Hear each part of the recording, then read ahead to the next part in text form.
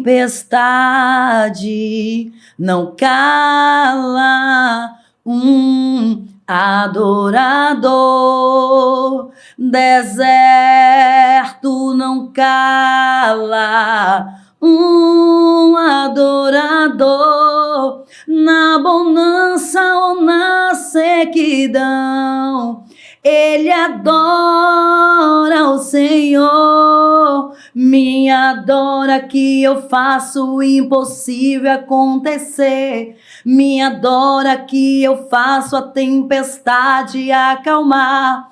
Me adora que eu faço leão jejuar. Me adora que eu cuido de você. Me adora que eu quebro correntes e grilhões. Me adora que eu ouço as tuas orações. Me adora, me adora,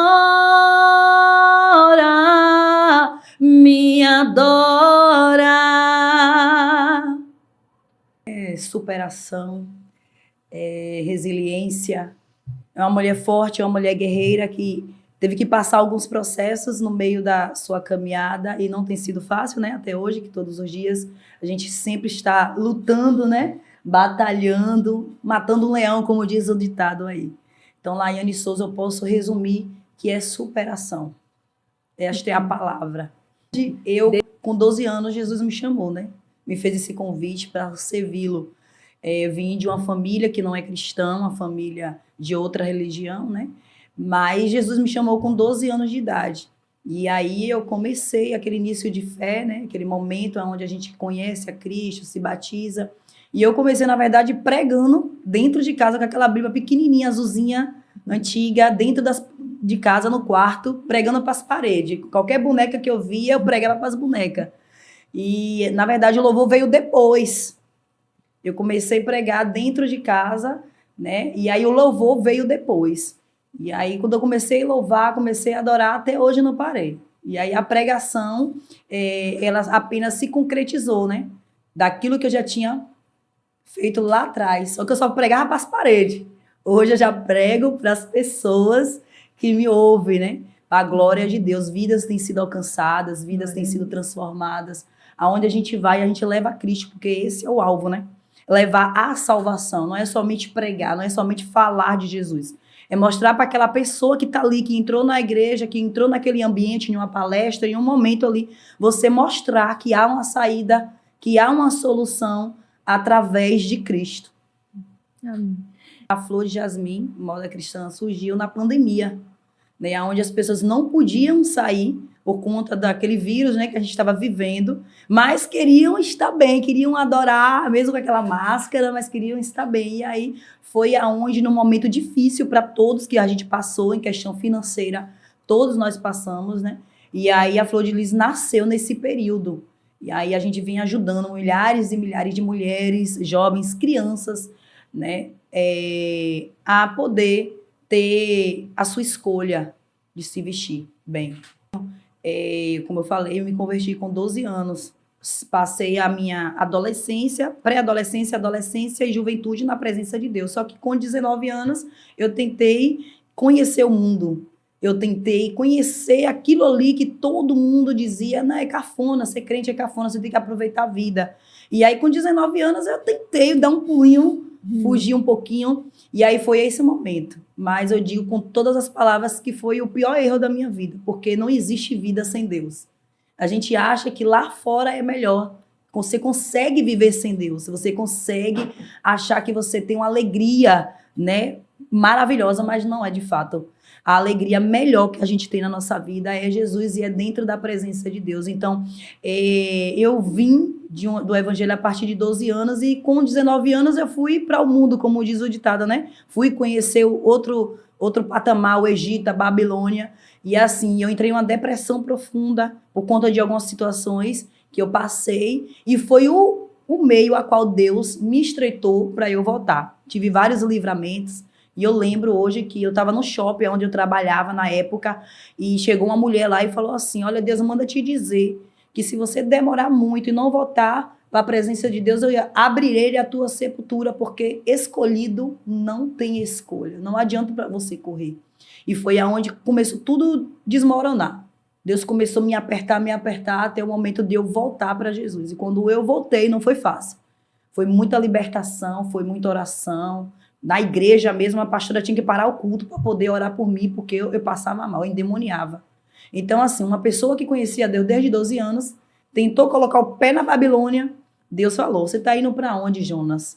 Você tem que voltar. Mas foi 8 meses, eu não durei muito, não. Foi 8 meses, mas foi 8 meses parecendo que era 8 anos, terrível da minha vida, que eu não quero nunca mais ter que passar por isso.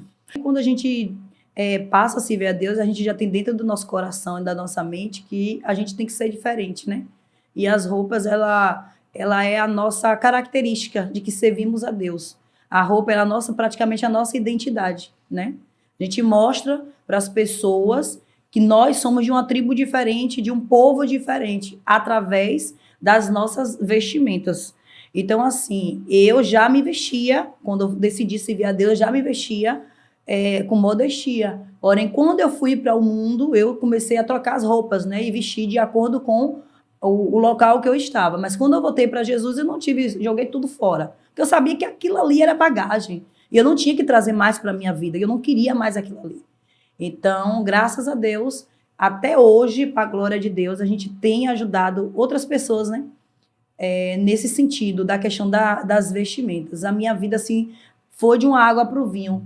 Porque aquela sentença de morte que já estava decretada, Jesus me deu uma nova chance e me deu uma nova história, me deu uma nova vida. É o que ele tem feito na minha vida. A gente tem como, sim, se vestir de várias maneiras, com modestia, né, com elegância, sem ser vulgar, sem fora do pudor ali, né? E assim, a gente tem como conciliar isso aí, que de uma forma que você não vulgarize a Cristo em sua vida, porque nós somos uma quarta. As pessoas estão nos observando ao tempo todo, não somente no falar, não somente na prática, mas até nas nossas roupas, nos diz quem somos. Pegando um trechinho rapidinho, eu lembro daquela passagem de Pedro, que aquele soldado chegou para Pedro e falou, você fala como ele, você anda como ele, você se veste como ele. Ele disse que não, mas as vestes dele estava denunciando, posso dizer assim, que ele era um discípulo de Jesus. Então, as nossas vestes falam muito. E quando eu vim para Jesus, voltei para Jesus, melhor dizendo, eu fui com um vestido que atrás era todo aberto, aqui era coberto, mas atrás era todas as costas nuas. E quando eu olhei assim para o espelho, né, eu me senti incomodada ali. Eu queria jogar até sobretudo, um blazer por cima, mas aquilo ficou me incomodando. E eu sabia que ali era o Espírito Santo que já não queria aquilo ali, né? E aí, imediatamente, eu tirei e troquei a roupa, coloquei uma blusinha, uma regatinha, uma saia e fui. Porque o ambiente já nos mostra que ali a gente temos que estar diferente, né? Deus, ele sim, que é o nosso coração, mas as nossas atitudes com aquilo que a gente fala é que vai provar quem realmente somos. Não adianta eu dizer que Deus quer o coração, sendo que as minhas vestes não estão condizendo com o que eu estou dizendo. É como se eu estivesse aqui com um shortinho curto, um blazer, um topzinho e falasse, que Deus me ama, que eu sou isso, que eu sou aquilo, mas a pessoa vai logo observar, oxe, ela está falando, mas é como ela está. Ela não está praticando. Então, o falar ele tem que ser seguido de ação, né? A gente fala, mas a gente tem que mostrar que nós realmente praticamos aquilo que a gente está falando. Não adianta eu falar que Deus só quer o coração, sendo que eu estou de uma forma totalmente despropícia para que serve a Deus, porque a Bíblia fala que nós somos o templo do Espírito Santo. O nosso corpo é o templo do Espírito Santo. E quando você vem para Jesus, tem que ter uma mudança, tem que ter algo. E aí, gradativamente, o Espírito Santo vai te incomodando em algo. Não é o homem, é o Espírito Santo que vai ali lhe moldando e lhe mostrando aonde você precisa ser mudado de fato. Eu gostava muito de maquiagem, eu era muito vaidosa. Mas, assim, quando eu vim para Jesus, totalmente, não é porque ninguém me obriga, não, que graças a Deus, na minha igreja não tem essa questão, né, de estar obrigando, proibindo, não. é livre. Mas assim, eu não me sinto bem estar usando aquelas maquiagens pesadas. Eu gosto do básico. Uma basezinha, um pozinho, um brilho. Pra mim, tá algo leve, tá? Até em questão de trabalho também, né? Até também a profissão minha, que eu sou blogueira, divulgo, né, as lojas, então eu gosto de algo mais leve, nada pesado. Eu tive várias experiências, né, assim, na questão do louvor.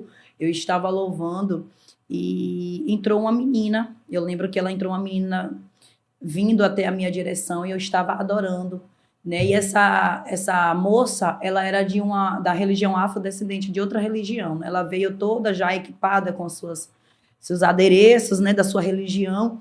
E eu lembro que eu estava louvando aquele louvor. Tentaram me parar, mas prossegui. Tentaram me calar, mas eu louvei. Juraram até pra me ver no chão.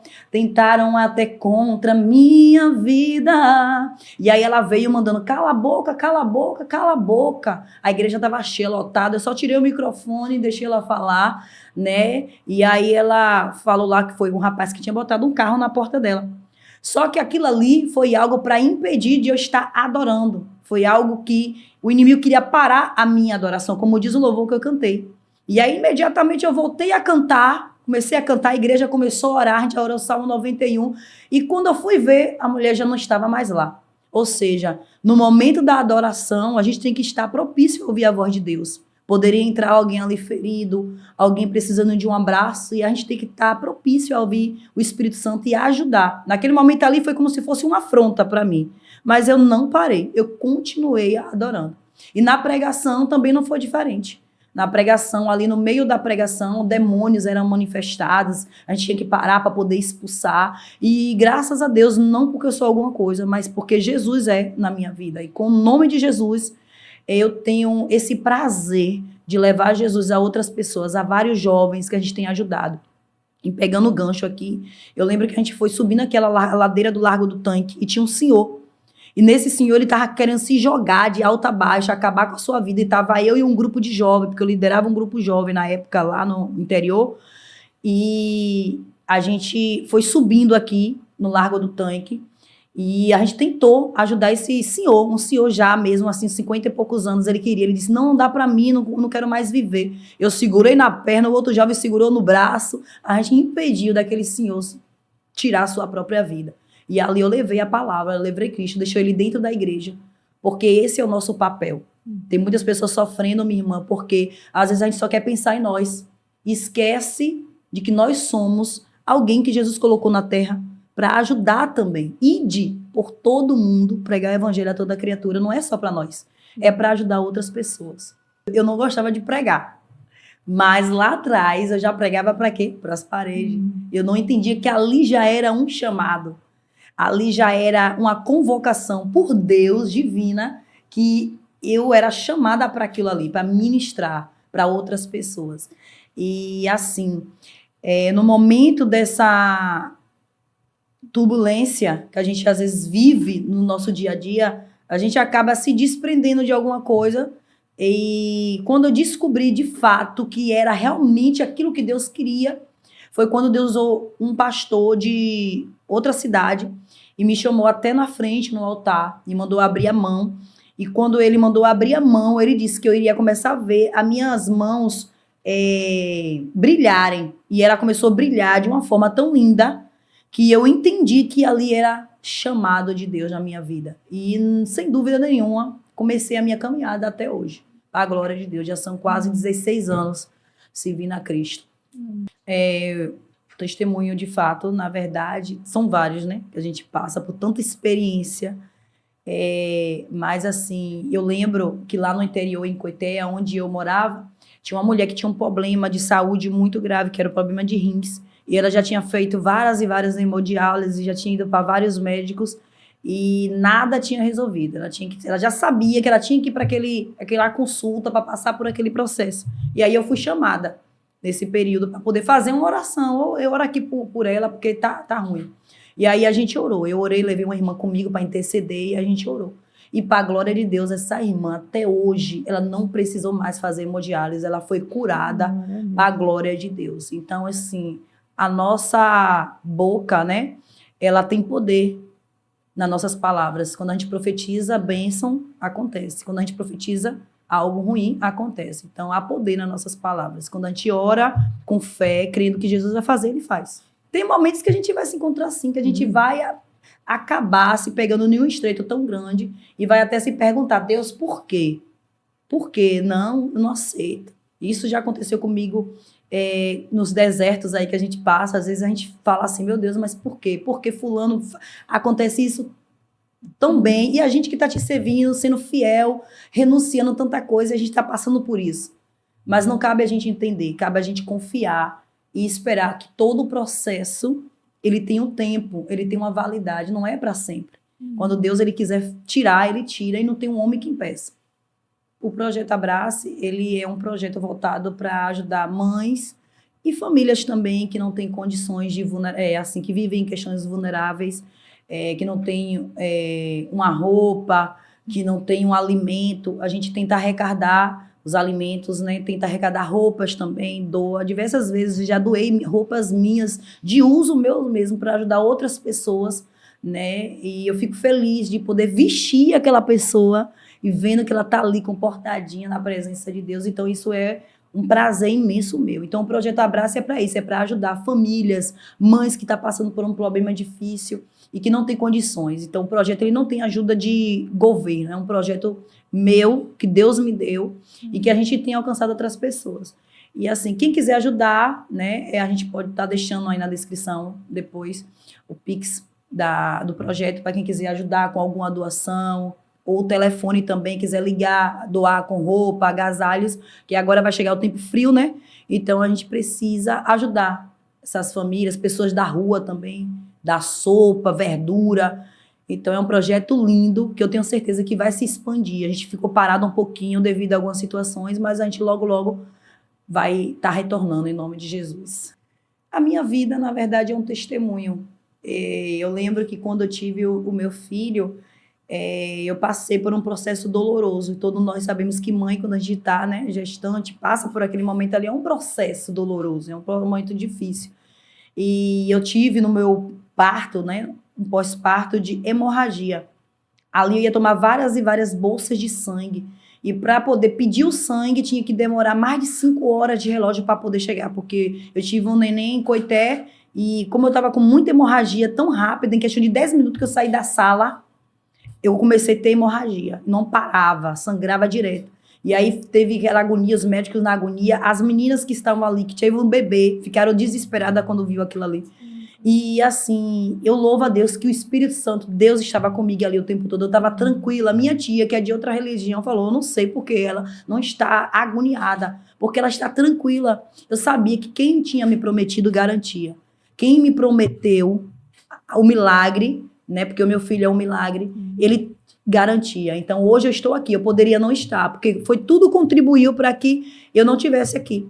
A hemorragia não era para eu estar mais aqui, era para eu descer, meu filho está vivo e eu não estar mais aqui. Mas o Senhor me visitou e hoje, para a glória de Deus, eu estou aqui. Então, isso é um milagre, né? E eu louvo a Deus, porque toda vez que eu falo, eu me emociono, porque só quem sabe é quem passa. Às vezes eu estou falando aqui, mas a pessoa não vai sentir o que a pessoa sente, só realmente sabe é quem passa na pele. Então, foi um momento de vida, né? Eu tive vida aonde eu estaria quase morrendo. E o Senhor chegou lá e me resgatou. Então, é uma das experiências assim, que eu mais foi impactante para mim. De outras e outras, né? Que a gente tem muita experiência, mas foi uma das que Jesus chegou assim e falou, eu te dou uma nova chance. Muda a tua vida hoje, vai lá e volta e faz diferente. E ajuda outras pessoas. A bênção está perto de você, milagre hoje vai acontecer. O que Deus preparou é bem maior do que teus olhos podem ver. E quem te ver chorar vai entender que há uma promessa para você. O que Deus tem contigo é especial, é simplesmente sobrenatural.